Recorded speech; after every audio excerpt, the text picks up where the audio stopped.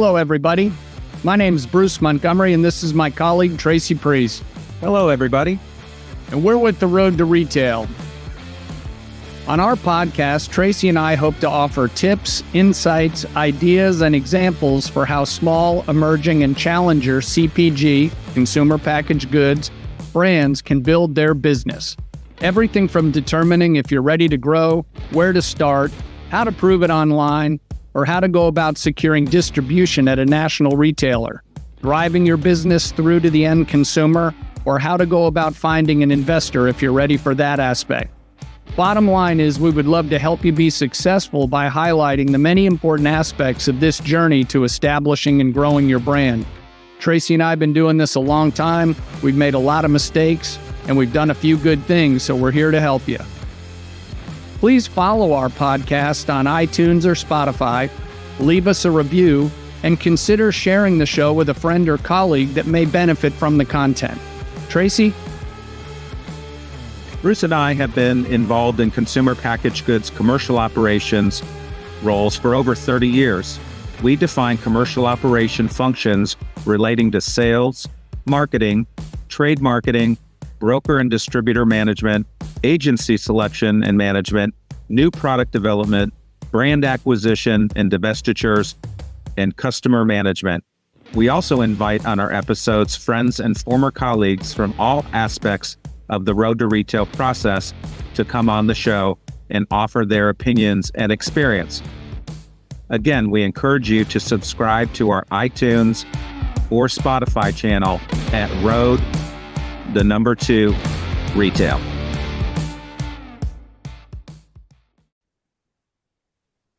Hello, everybody, and welcome to the latest episode of Road to Retail, where we interview friends and colleagues on the show. So, Bruce, good to see you. Tracy, always good to see you, my friend. Awesome. So tell us who we have today. Today, we're very fortunate to be joined by an old friend of mine, Paul Kenny. Paul is currently an operating partner with the private equity group Stride Consumer Growth Partners. So, Paul, welcome to the show, and thank you for your time today. Thank you, Bruce. Thank you, Tracy. Really been watching your podcast from afar. I've learned a lot. You guys are doing some real value here in our industry. So thank you for having me. Oh, well, thank you very much. So, Paul, before we jump into our topics of discussion, why don't you just tell the audience a little bit about your background and your journey and how you've ended up in the seat you're in today? Oh, great. Sure. I've been fortunate and blessed enough to have spent over 35 years in the consumer packaged good industry. Coming right out of the University of Massachusetts, I jumped in with Procter & Gamble and kind of spent the first half of my career with what I call big blue chip consumer packaged goods, where in that day they ravish you with a lot of training. Companies like Procter & Gamble, Reckitt Benckiser, Nabisco, Kraft, and was the right time and right place at that state of my career and my journey. After Kraft bought Nabisco, I made the jump over to more mid-cap, small-cap with the likes of Playtex Products, Comb Incorporated, and my last two stints were with Kind Snacks, which we transacted to Mars, and Yasso, frozen ice cream novelty bar that we transacted last year to Unilever, and really found my quote unquote stride in those food and beverage sectors and in the small and up and coming brands. And fortunately, Yasso was partnered with Stride Consumer Growth Partners as one of their operating companies. And after the transaction, Stride asked me to help them as they were sourcing new partners. Asked me to help them with diligence in kind of assessing their commercial teams. And if they made an investment, they would bring me on as an advisor to help their commercial teams on their journey for founders to realize their growth ambitions. So I joined them as an operating partner maybe 4 or 5 months ago, but I've been working on a number of their brands for over a year now.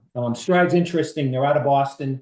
We're more than a capital provider, we're a service provider. I like to lift a page from one of our founding companies' quotes that they want to learn from other people's scar tissue. And I have a lot of it, and a lot of our partners do. And we provide services whether it's as a strategic guide. We've seen most of the life stages of these companies, and we can help them with sequencing, when to make investments in shopper marketing and in marketing, and when do you roll into new channels. If it's the sales function, when you consider assets and plants, areas like that, when is the appropriate time to make those investments? Company building, which is one of the most important functions of an up and coming emerging brand, helping them focus on what they do best and build competencies around the founders so that that company can be as successful as it can be. And you guys both know the importance of, and we'll spend some time talking about the criticality of building that team. And then we have functional expertise. I'm commercial, mostly sales. I'm in the food and beverage sector. I will do work in other sectors, but whether it's sales, marketing, or ops. And like I said, helping these founders avoid some of the pitfalls that we ran into in our career and what we've learned from other companies that have done that, just to be an advisor of such. So it's very interesting at this point in my career. I love being able to pass on some knowledge and some experience, and watching these great brands achieve their ambitions. So that's how I got to where I am. Well, Paul, that's great. So a couple of things before I kick it over to Tracy. One of the things we always say in our intro is Tracy and I have been each at this for about 30 years. And to your point about scar tissue, one of the things we make clear to the audience with each show is, we've made a lot of mistakes. We've been fortunate to do a few good things, but if we can help people avoid some potholes here on the road to retail, really bad pun, but I'll take it. We'll go from there. But just so the folks know, a lot of today's discussion is going to be grounded in the importance of and role of the sales function. So we're going to go really deep on the importance of this function, the role it plays, and the skill set needed to truly be successful here. So Tracy, without anything else, why don't you kick us off? Absolutely. So yeah, let's definitely talk about the sales function at small emerging brands, and talk to our audience a little bit about why this role is so critical in your opinion, which we all know that it is, but shed some light on that. Yeah, I mean, for emerging brands, founder-led brands, companies that are trying to scale, there are three priorities, especially in the food and beverage sector: distribution, distribution, and distribution. I mean, you have to get a footprint in order for your brand to have any kind of awareness, any chance of trial. And we need to really specialize in making sure that the team is on the field here, interfacing with customers in the appropriate way to maximize that distribution footprint. How do you get big asks? How do you be bold? How do you compete against the incumbents with massive resources? So it's super interesting. And today, especially, guys, I just think we're in an unprecedented time in the retail environment. When we started, Walmart was a small regional mass merchandiser out of Arkansas that nobody north of the Mason-Dixon line ever even heard of. There were no national brokers. And actually, the business was built on in-person relationship calls with the big regionals face to face. No cell phones, no computers. You flew in with a hard copy book, and you built the business. So today is very, very different. Fewer customers who have a lot of leverage. Look at Kroger and Albertsons, which I truly believe will be a merger that goes through, especially with the new administration. $26 billion, 5,000 doors. Who wouldn't want to be in there? At what cost to have distribution east to west, north to south, in every pocket of the country? And how do you do that without giving away the farm, and doing it in the right bite sizes that a small company can handle? Buyers have changed their complexion. They're all swamped. They're overworked. They rely heavily on their captains, which have huge resources in manpower and analytics and data. I believe for companies of our size that I work with, you got to win the ones you're supposed to win, and you got to get as many ties in your pocket as you can. That's the winning model. There are battles you're just not going to win. Win the ones you have to, and win some ties. The incumbents, who are the captains, generally get those ties, so you got to extricate that from them. And buyers now, you guys, when we started, they were on the desk for years, and you establish relationships. Now they're young buyers coming right out of school or coming out of a consulting company. They're in 12 to 18 months, and then they're off the desk. And it really becomes a challenge to build a trusting, deep relationship with them.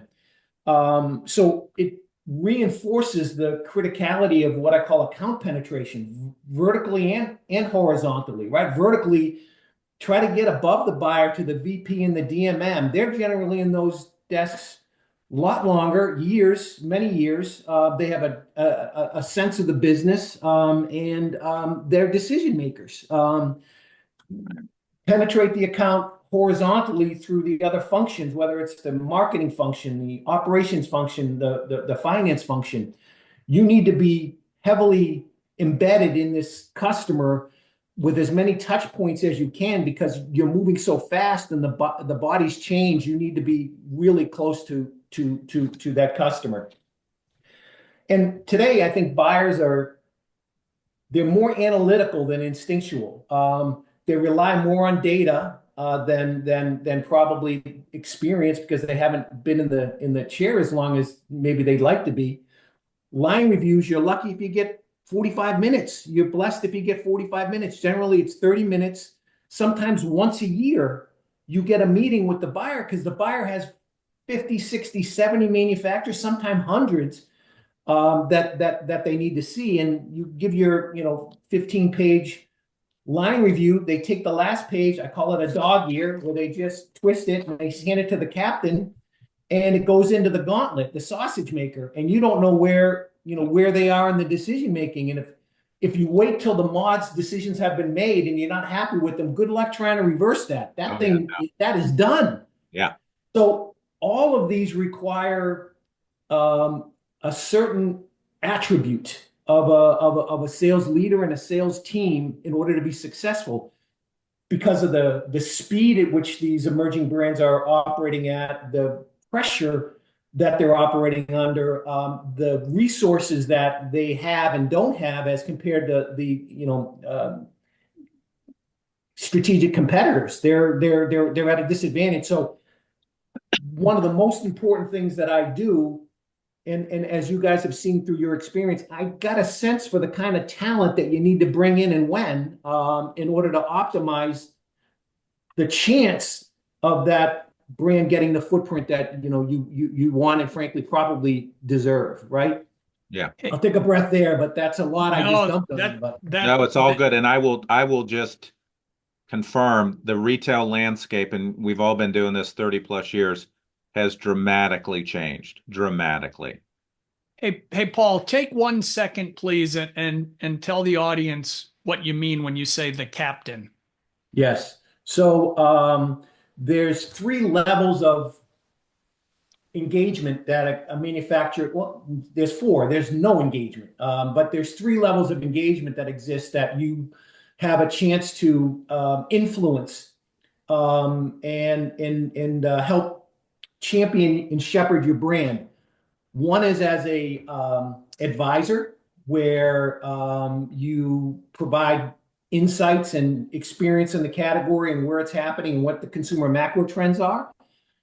There's validators, which is slightly less involved than an advisor, where you get a chance to see the mod before it's signed off and done, to make sure that your brand is represented in the way that you feel it needs to be. And then there's the captains, who are generally the big strategics that have invested tons of manpower and tons of data. Generally, it's church and state, right? So the sales function isn't necessarily able to influence the category captains and the analytics that go forward with it. But the manufacturers, the retailers rely heavily on these captains because they have a deep knowledge of the category. They bring in resources that help the buyers make decisions. And that's where I'm talking about the ties can go there. They've earned it to some degree, right? And then there's some brands that have no influence. They don't have any relationship or any ability to influence, and that is a tough situation for an emerging brand trying to get out of the gates here with a trajectory and a couple of wins. So those are the kind of the levels of engagement that I see with retailers from manufacturers. No, that's real helpful grounding. Yeah. So you started to go down this path. So let's go. So what do you see as the profile of a sales leader for a company that's in a challenger position or an emerging brand? So what traits do these people have to have, or in all your years, it's like she has it, he doesn't. Yeah. He's a maybe. Yeah. And then let's talk about your sales organization accelerators after you give the traits, because I think those are really interesting as well. Yeah, exactly. At the sales organization accelerators are sort of my dashboard of when I look at and I'm assessing a commercial team in diligence, where are they along the journey of these sort of 5 critical development areas. And the first and number one and most important is build the team. It starts with the leader. And I say that the leader needs to be, quote unquote, player coach. And what I mean by that is they can lead, and their team will follow them. They have depth of experience and confidence to move the business forward, but they're also not afraid to get in the trenches at all, and get into the fight if there should need to be one. If the workload becomes overwhelming, they're not afraid to grab the bag and make calls. It's one of those where you need to be on the ready at all times. Remember, Bruce and Tracy, that the competitive set of these large strategics, there's 6, 7 people deep. If it's a 6, 7 person sales organization in the emerging brand, it's 60 or 70 who is generally the category leader. So it's kind of a next man up mentality for them. There is no next man up. One goes down, you're kind of in trouble. So the player coach has to be willing to lead, because they can't be everywhere, and willing to get into the trenches, right? As the player coach and the leader begins to look at his team and himself, there's another attribute that I look for. It's called broad shoulders. That means they can carry a huge load. Everything I just said about 60 to 6, the workload of a 6 person, 55, 60, 75 million company, you need to be carrying the bag for multiple major retailers. You need to be the marketing face. You need to be the operations face. You need to be the finance face of that brand to the customer. And that means you got to have the broad shoulders in order to carry that load. The other one, which is something that I've learned by mistake, is you got to have people who are ready to get into the fight fast. You can't have someone join that wants to spend 2 months, 3 months assessing the situation, learning the business, learning the customer, learning the category. You got to start making contributions on day one, because that hire is a huge investment for these small companies, and they're relying on this person to come in and make a difference quickly. And you see people who are just not comfortable in an uncertain environment, that they don't want to make moves because they're afraid of making mistakes. But you got to be bold. I think you got to take those chances and be bold. You got to find the right talent that can take those chances. They make a mistake, but if they're wrong, they correct it. And if you realize that you've made a bad hire in these small companies, you got to move on that fast. There's no time to wait and see whether or not that hire works for you. So they got to really get in the fight fast and be contributing very quickly to the outcome. This is an interesting one that I've seen, and I really do believe it, that there are certain personalities of salespeople, and you almost have to align the channel and the customer to that personality. The kind of person who's calling on national accounts, Walmart, Target, Albertsons, Kroger, may be a little bit of a different animal than who's calling on the natural channel, Whole Foods and Sprouts, or the convenience channel, right? If you should be going into convenience. So you got to find someone who has the experience in the channel. And I think I use that as a personality. I find that, in New England, there's a personality that succeeds in calling on New England-based customers. In the Midwest, there's a personality that succeeds in calling on Midwest customers, and in the South as well, and in the West. So I think I wouldn't say there's friction, but I think it enables a smooth relationship between that channel lead and that market lead and the customers they're calling on. And then, which I know you guys have spent a lot of time on your podcast talking about, how do you choose the right broker partners? There's options, whether it's a boutique, whether it's a national. I'm not saying one's right or one's wrong. What's the right one for your business? Do you want to be at the top of the top 3, top 4 manufacturer in a broker house? A small broker house that you feel as if you're getting the attention and your brand's getting the attention? Do you deserve, or do you need someone who has a big national presence and a big resource pool that you can access to help move your business forward? So, and it could vary by customer, whether what kind of broker you want to align with. So those sort of the litmus test things that I look at when I'm looking at building the team for the emerging brands and the emerging companies. You know what, I liked, Paul, what you said. You got to have somebody that's ready to hit the ground running and move fast. So I look at it as you need a guy or a gal that's going to jump in the pool and start swimming, or jump on the field, put their helmet on, and just start running down the field. And and the word I would use that came to mind when you were talking is fearless. Yeah, that's a great term. And we're gonna get into this a little later in the discussion, but it's one of the things. And we had Hayes Riley on, who's he's a headhunter, very very skilled, long tenured talent evaluator. And Hayes went in great detail about the questions an executive from a big company who wants to go small needs to really be honest with themselves, and also the small emerging brand. Are they really ready to let go of certain things if they're bringing in, more professional talent?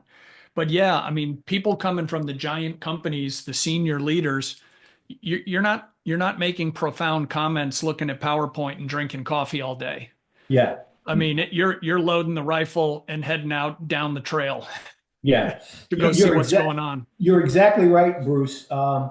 If you're coming from a big multi-billion-dollar, $30 billion company, and you've been in the business for 30 years, and you're considering making a leap over to these small companies, you really got to look at the environment and how comfortable that you would be being in that environment. Do you have the energy in order to take on that burden? Same thing going the other way. If you're used to being the guy, the gal leading the emerging brand, and you're going to go to this big gauntlet company, are you going to be comfortable with maybe not as big a voice and not as big of influence, and a shitload, probably less pressure when all is said and done on you? So all big considerations. Again, no right or wrong answer. You got to know who you are. Yeah. Yep. So Paul, let's just hammer through your sales accelerators, because you touched on the first one about building the team, and you gave some great a great kind of profile of the traits you're looking for, but your other ones are equally important. Yeah. Once you have the team, I call arm them with analytics, and make sure they're super smart. They have the depth of understanding of the brand and the category and the customer. I've had very much great success with what I call the category vision, or your vision.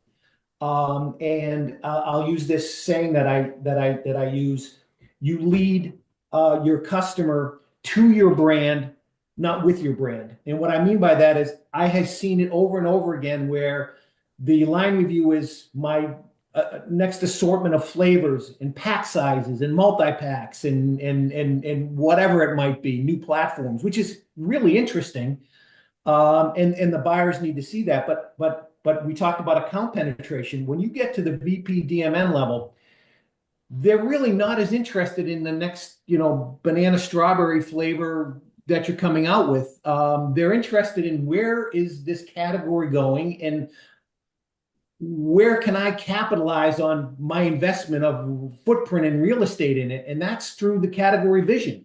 And it really starts with the consumer macro trends, and then where's the category relating to that macro trend, and how does my brand unlock the category and the consumer macro trends so the retailers nod their head saying, this is the brand that I'm going to get behind because I see the opportunity laid out to me really, really clearly. And that's sort of how you get that validator status, right? That advisor status when you're bringing really powerful insights to the retailer, and a lot of times that insight needs to come from maybe marketing, or maybe there's a sales operations role in the organization. But I think it's one of the most powerful tools that you have to not get that one line review meeting and then the mod results 6 months later and the ship is sailed and you're cooked for another entire year until you can make any influence on that. Absolutely. Paul, real quick, how you talked about the category and the trends. How important is innovation? So they're not interested in strawberry banana, as Bruce says, not interested in the 13th brand of gluten-free chocolate chip cookies. Where does innovation play? That's a great question. Innovation is a tricky wicket. I'll tell you that. If you have an emerging brand that's trying to get out of the gates and they have 6 or 8 SKUs in their range, I believe the priority is to maximize the range of that 6 to 8 across as many doors as you possibly can, right? Before you start popping on innovation, you need to have the range that will get to 80-85% of reach. So what I call is these 7 SKUs out of my 10 SKU range are absolutely critical for me to optimize the brand's performance. And rather than start launching innovation with a limited resource company, I think it's more important that you're in more doors and it needs to be cadenced, more doors within that retailer, more retailers of that existing platform. And once you get to an ACV level that you're comfortable with, then I think you can start to bring on innovation. Innovation is not a distraction, but it's going to be you're going to be looking the other way and maybe not focused on the core. And I call it the shiny new object syndrome, right? Everyone wants to see the cool new stuff. Yeah. But maybe they haven't done the work that needs to get done on the what I call the core business. So it's important at the right time, but it's dangerous if you've distracted the organization and you haven't done the fundamentals on the core. Yeah, Paul, we call that the Buzz Lightyear effect. Everyone wants to play with the new toy. Mm-hmm. Exactly, and it's so easy when you're doing that to, like you said, to take your eye off the ball, which is your core SKUs. And for the listeners, Tracy and I just did an episode a couple of weeks ago where we talked about expanding your brand. And is it deeper with your existing retailers in terms of store doors? Is it staying within that retailer and adding maybe one more SKU, or is it time to go take on another retailer? So, Paul, you still have a few more of your accelerators to go, but this is juicy stuff. So take all the time you need. Yeah, it's really just grit and simplicity. But the third is, I call it, build capabilities, and make sure your organization is smart, not just with the analytics, but POS analytics. How are you reading the performance of the brand? How are you understanding where your velocities are? Once you start expanding your footprint from 3 to 4 to 5 SKUs to 7, 8, 9, you got to be real careful on what's happening in your velocity on the whole line. As you guys know, real estate is earned. It can be bought up front, but then it's earned going forward. So velocities are really important. So are you reading that? Do you have the tools so the team can be on top of that? Nothing more important than what I call trade investment and direction. And that trade investment and direction early on in the life cycle of the brand needs to be spent towards gaining distribution. Really, every nickel that you have to spend needs to be first leveraging it to get as much distribution as you possibly can, and then using it to accelerate the velocities of the distribution that you've earned. Drive gross to net efficiencies. It's like profit ROI for an event that you run. You need to get what your ROI is on that investment, your incremental ROI. So when I started with Yasso, we were at 60, 65 cents. When we exited with Yasso, we were approaching 90 cents. And it changes the entire profile financially of the company because it's such a big bucket of spending. So that discipline on how and where you spend and what is the performance of that is really important. And then just watch for, hidden costs, distributor markups, right? You get markups that are going to 16, 17, 18%. It's going to lead to a higher retail. Higher retail is going to potentially lead to lower velocities. And you need to be really careful on sharing with your partner, even though they negotiate it, what's happening to the brand here when you've had to take such high retails. And then there's always these partnership fees, right? That come out. Many retailers are coming up regularly with how you can better partner with them at a fee of 2.5%, 3.5%. Be careful with those things. I'm not saying they're not good if you can get something for it that's worth the investment, especially distribution. So that's the third. The fourth is, I think, a real powerhouse tool for emerging brands. It's optimizing cross-functional collaboration. I think it's super advantageous for small companies because there's no lanes.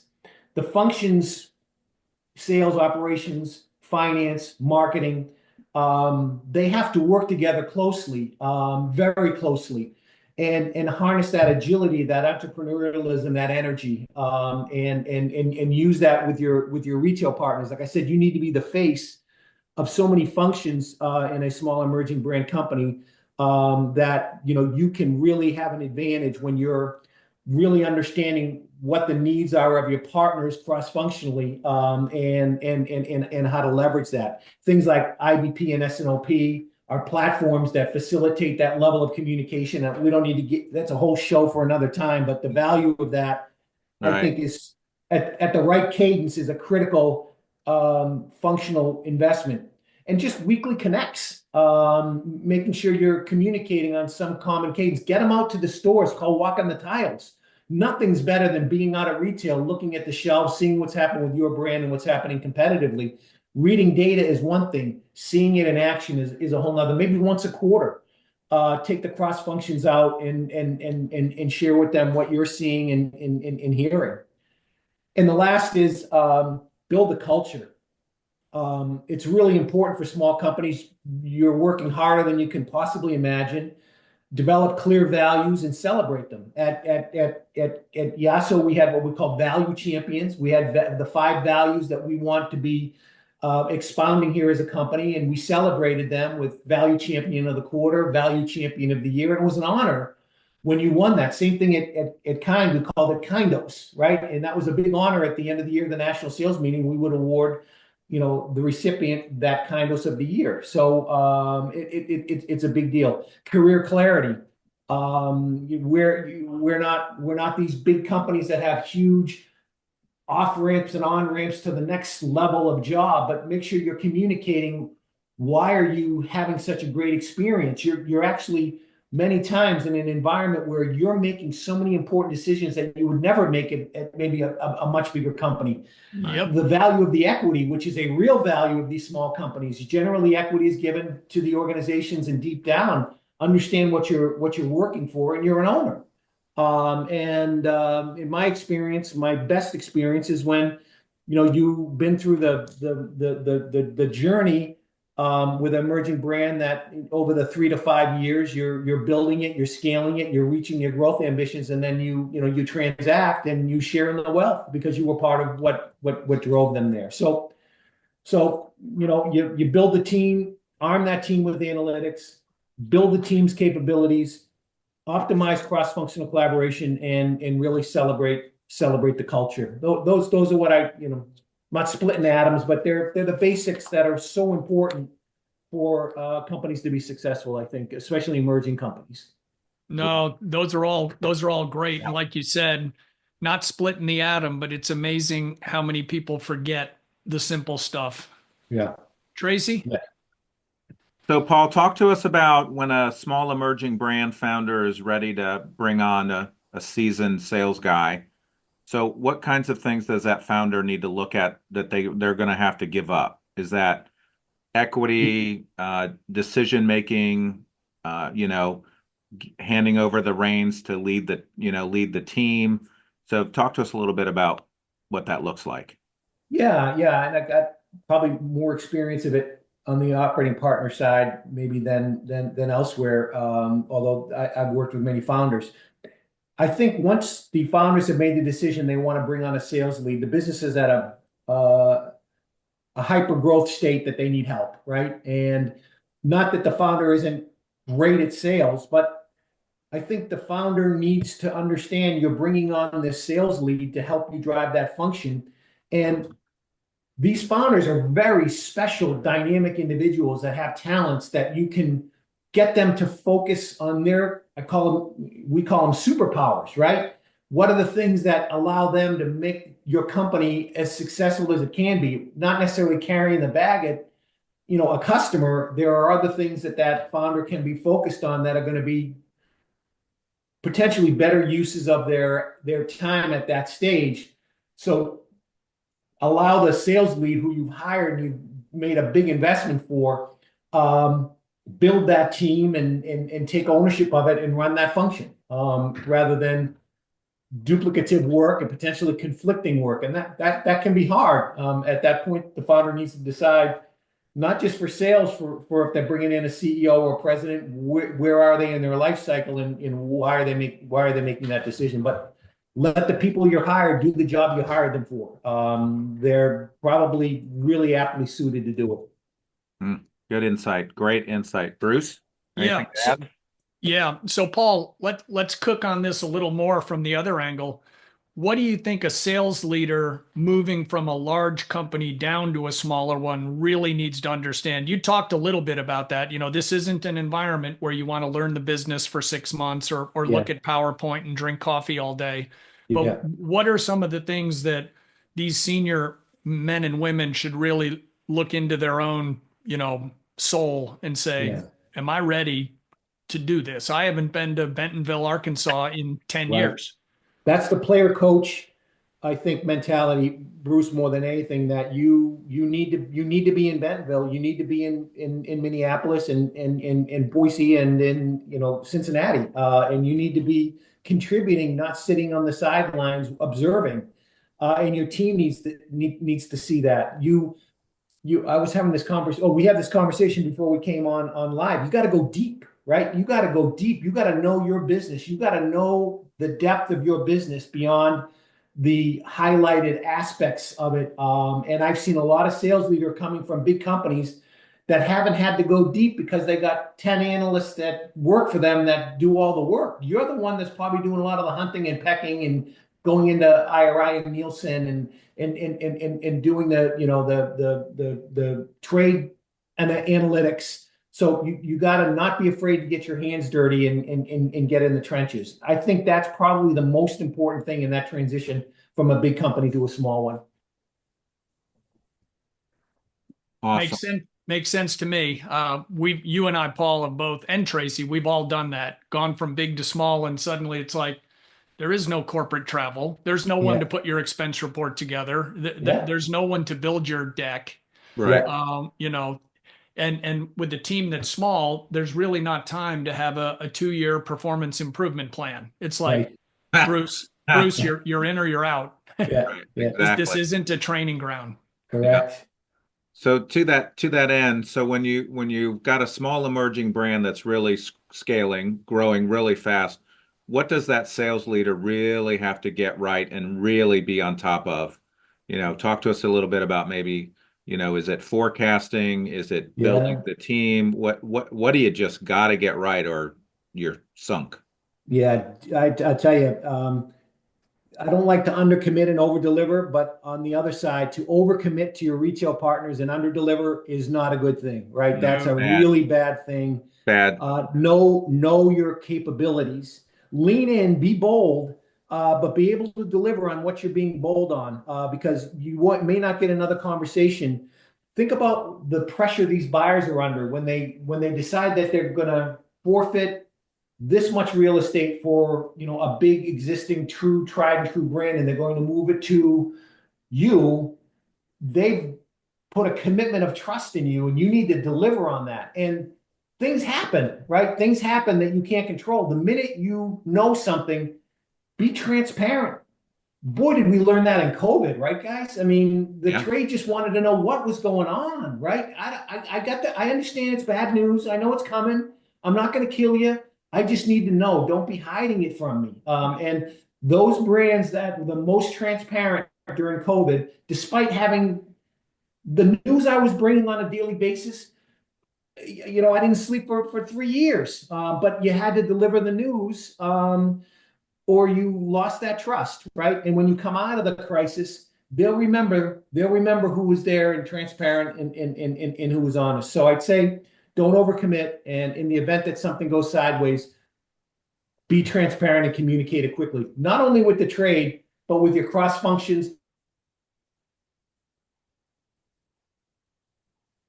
in the company and your fathers from a customer. Bad news travels like, molasses. Good news, within 30 seconds, it's throughout the entire company. The fact that this customer didn't take the range that you had built into your plan, that tends to be hidden for a little while. And the plan's baked, and now there's no way around it. So that's a big one to me. So two quick things there, and then Tracy, just so you know, we'll skip the next topic because Paul covered it, so we'll go to your next one. But Paul, two things there. When Tracy and I interviewed a buyer at one of the major retailers, she said one of the mistakes brands of all sizes make is not bringing us bad news, and they hope we won't notice it. She goes, we have dozens and dozens of people that their only job is to look for trouble in the data and opportunity. She said, so these brands that hope we won't notice that they haven't shipped in 2 weeks, they're insane. And I have a long memory.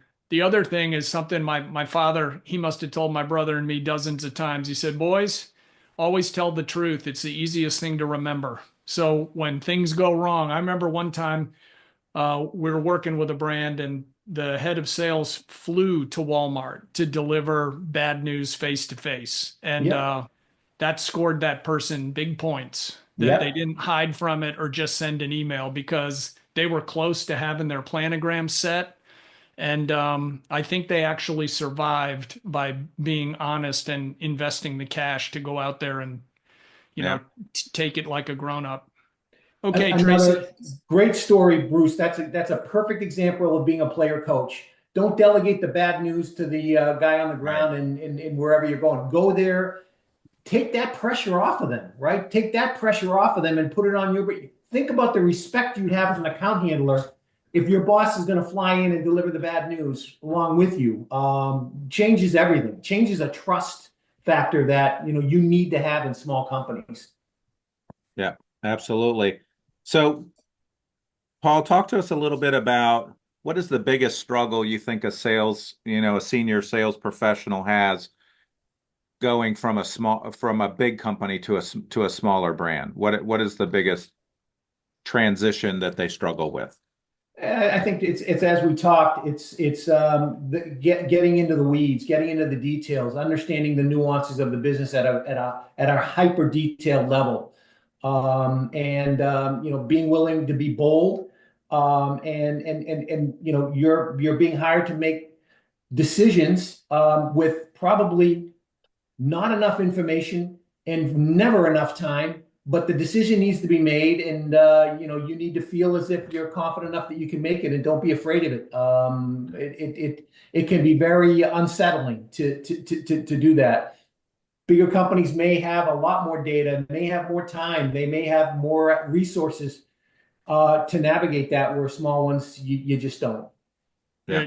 It's interesting, Paul. Years ago, Colin Powell, when he was chairman of the Joint Chiefs, there was a deck that went around where I was working at the time, and it was called 80% information. Yeah. And his bottom line was the amount of times he is in his job, which is, depending upon what's going on, is more important than any job I've ever had. He said the most information you can ever hope for is about 80%, because if you wait for 100, the whole situation's probably changed, and now you actually have zero. Yeah. I mean, that's the definition. What is the enemy of progress? Perfection. It's a fact, right? So that's not happened, not in this world. Yeah, Yeah. So definitely. Paul, as we round third base here, why don't you tell the folks who's had the greatest impact on your career, and if you're uncomfortable naming names, what did that person do that has really stuck with you all these years? There's so many. I have a saying that I say and use. My network is my net worth. My relationships with guys like you, with peers that I've built 35 years of relationship with, has been without a doubt the most valuable asset that I have, because I don't know everything, but I have a great network that can help me through difficult challenges. But there are many mentors that I had early in my career when I was with Procter and Gamble right out of college. I had a mentor that was giving me career opportunities and an advancement early in my career. Gave me my first stripes as a director. When I was Nabisco, a different mentor who was giving me real opportunities to grow. Um, when I was in the smaller companies, this is an interesting one that took me a while to learn. It's called First Team, and there's a great book called First Team, where for sales leads they tend to be warm blankets to the team below them. They take care of their direct reports. Their priority is their customer and their team. At some point, when you become senior and a company's become big enough, your constituent changes, not as the team below you isn't important and on constituents, but your primary constituents are your cross functions and your leaders and the board, right? Instead of you being the voice of the company, of the voice of the trade to the cross functions in the company, you need to take on the role of being the voice of the company and the brand to the trade, right? And Yeah. my allegiance to the CFO and the chief supply chain officer and the CMO needs to potentially trump the needs of others, because that's how you can't succeed unless that team is operating at a very, very high level, right? So I learned that later in my career as I became, more of a EVP and a chief commercial officer, that role, that just slight pivot was a big one. So it really varies on what stage of my career and the influence. And I've been blessed, very, very blessed, to have great people that have championed me and given me great opportunities. I love that. That's great. Yep. I've heard that saying before, your network is your net worth. So I've heard that. I love that. And it is so true, especially we were talking before we got on the show about how small the CPG industry is, and everybody knows everybody and never burn a bridge. Well, the other Correct. thing that's interesting is when you sit back and think about it, there's a probably hundreds of people that have touched each of us in our career, and Yeah. you think back to when you're 21, 22, it's like, God, I can't believe they wasted their time on me. And so grateful. And then you try to play it forward, and then you always keep those two buckets, right? When you've had really good managers, you put in that bucket what that man or woman did, and you're like, one day if I'm a manager, I'm going to do this. And then you have another Yeah. bucket. It's like, man, I'm never doing that to, Yeah. to Yeah. these Exactly. people, Yeah. unless I just can't imagine why I would. All right, Tracy, the fun one. Yeah, absolutely. So Paul, I get to ask the fun question today. So tell us who your favorite football team is and why. that's an easy one. I'm from Boston, Oh, and it's the Patriots. A funny story on that. I had been a season ticket holder for over 25 years through the boom era, right? yeah. I just passed the seats on to my daughter and her husband, because I now prefer to sit at home, have a beer, and watch it from the television and my comfort of my couch. But when I had the tickets, I got them in '95, and in 2000, that's when they built Gillette Stadium. It was the old Foxborough Stadium, and they built Gillette. and the Patriots started to get really good. My seats in Foxborough were good. They were in the 200 section on the kind of 30, 40-yard line. When they built the new stadium, I'd only had my seats for 5 years competing against guys who had their seats for 30. They put me in the stratosphere in the back of the end, 3 rows from the back of the end zone. Oh, They were horrible seats. I used to go with my brothers, and every year they would say you can upgrade, request an upgrade, and you get the response back that, sorry, there's a huge wait list, we're not able to accommodate you. And meanwhile, my brothers and I are climbing the escalator and the stairs, going up to the back of the end zone, and everything looked like ants. Finally, after actually second, third year in, I got the bright idea to begin to send Bob Kraft a letter every week about this sob story on how this has destroyed my family and we can't enjoy the games. My uncle and my father, who are aged, can't make the ramps. This is terrible. So every week I'd just be sending that letter to the Patriots, and never made a difference except for the 5th year when I was going to pull out. I called my brothers. I said, I'm done at this. I'd rather watch it at home because I don't see what's going on from the stadium. Dealing with the parking and the crowds and Route 1 and Foxborough. If anyone is from New England, you know what I'm talking about. And then I get a call from the Patriots saying, Mr. Kenny, we understand that you like an upgrade. I said, yeah, I would. And said, well, we can accommodate you. We have these seats. Would you like them? I said, oh, I didn't even know where they were. I'm like, just give me anything. So they said, we hope this satisfies your requirements and you can stop reaching out to us. So I'm like, yeah, well, okay, we'll see. So I get to that first game with my brothers, and instead of climbing the escalators up, we're going down, down, down, down, down, down. And my seats now are on the four seats from the field, 12 yards away from the Patriots bench on the 20-yard line. I mean, they're gorgeous. So my brothers and I are shedding a tear of joy observing this amazing thing. And the guy behind me taps me on the shoulder and he says, do you know how you got these seats? I said, yeah. I sent, pretty tenacious with the Patriots, communicating with them regularly about getting an upgrade. They go, well, that may have helped, but the people who had the seats before you had someone using them and threw something on the field, a hat or a can or something, and hit a cheerleader in the leg, and they pulled the tickets. So I'm like, okay, too bad for them, yay for me. So I had those seats through the dynasty of the Patriots, and that's why I love everything about them. So also called the Tom Brady era. Yes, yeah. So Paul, is it true that Brady would turn around occasionally and say, "Paul, throw it to Gronk," and you'd be like, "Yeah, that's the play, Tom." Yeah, but I dreamed it in my imagination, but I'm not sure it happened. So. Well, you're a good father if you cough those seats up to your daughter. I'll tell you that. No kidding. No kidding. Well, hey, Paul, how can folks get in touch with you as we really head toward the wrap up now?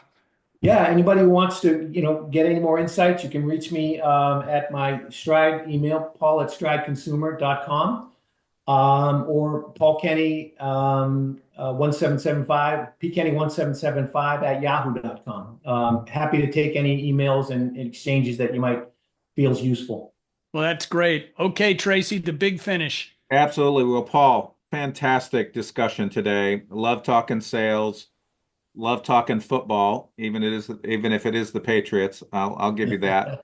But thanks again for joining us, and please follow our podcast on Apple as well as Spotify and our LinkedIn page, The Road to Retail, and look for this fabulous insight episode here in the near future. And thanks for joining us today. Thanks for having me, guys. Good luck. Love what you're doing here. So thank you. Thank you.